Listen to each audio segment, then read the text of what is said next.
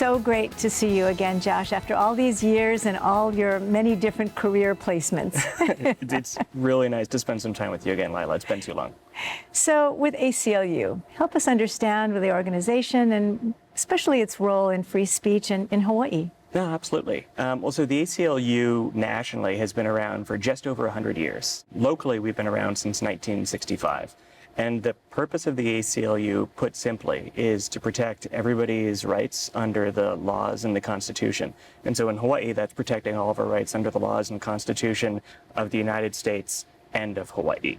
We're a nonprofit, nonpartisan government watchdog, which also means that we don't accept any government funding, which is really important considering that often government isn't particularly happy about what we're doing and what we're pointing out. And when you take a look at the ACLU nationally, one of the things that I think is interesting is all of the things that the organization's been involved in over the years that a lot of people don't know, and I think a lot of things that people might take for granted.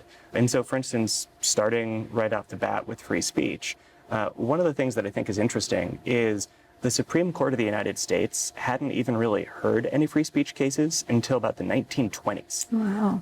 And when you take a look at things that were happening leading into World War I, people who were protesting the war and making really mild statements about it, people who were just suggesting we shouldn't be involved in it, were getting arrested, prosecuted, and imprisoned.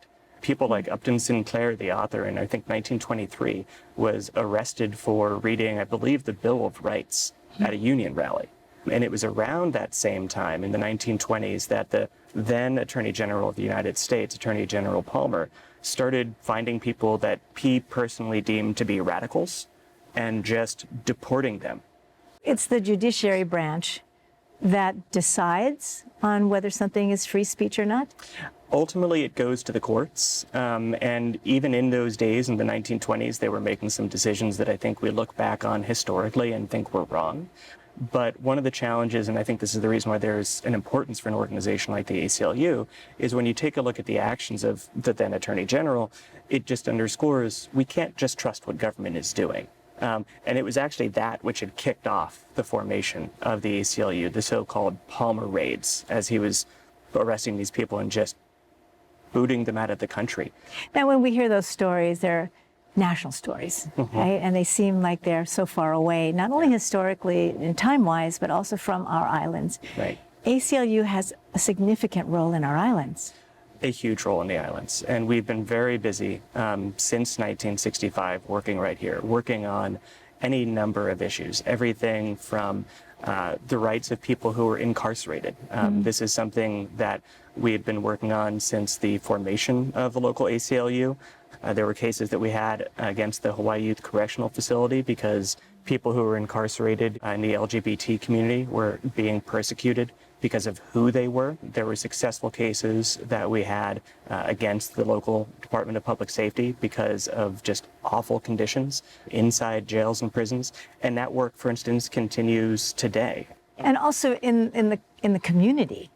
Community, let me focus in on that word for a second, Lila, because I think that's a critical piece, is because the work we're doing always involves our community members. So when you're talking, for instance, about the houseless situation, people who are living unsheltered in Hawaii are part of our community. These are people's friends and family. These are people who go to work here in Hawaii, whose kids go to school here in Hawaii. And I think a lot of people sometimes don't necessarily realize that. I've personally spoken to people who are living on the beach, who work in Home Depot, whose kids go to local schools, and then they come back to where they're living at the end of the day. So how does someone or an organization or a group of people, how do they come to the ACLU and ask for help? It happens in a number of ways. Sometimes it's quite literal, that people will just come to us and contact the office and say, I think my rights were violated. Can you help? Sometimes people will see something else we've done and say, I think that might have happened to me too. And sometimes, also speaking of free speech, it's because of things that we see that are being reported locally. We currently, for instance, have a pending case against the Department of Education for violations of Title IX. It's a case we filed a couple of years ago because we found out through reporting by Civil Beat that out on the west side of the island, there are some schools that had athletic locker facilities for male athletes, but not for female athletes. So for instance, the male athletes had these great facilities, and the female athletes during training, if they needed to use the restroom, had to run a mile down the road to go to Burger King. When we talk about ACLU in particular, just based on what you said, it does take a village. Oh, it absolutely does. What is a message you have for the community? Well, I think it's a couple of things. One is people always really do have to stay vigilant and remember that you do have a voice and you have a right to use it. One of the ways that it was used in truly powerful fashion was just last year when about 10,000 people marched on the state capitol calling out for racial justice. And that was something that was really spearheaded by some student activists who are part of the Black Lives Matter movement. So that's a great punctuation mark for our conversation, and encouraging youth to participate as well and speak up. Please.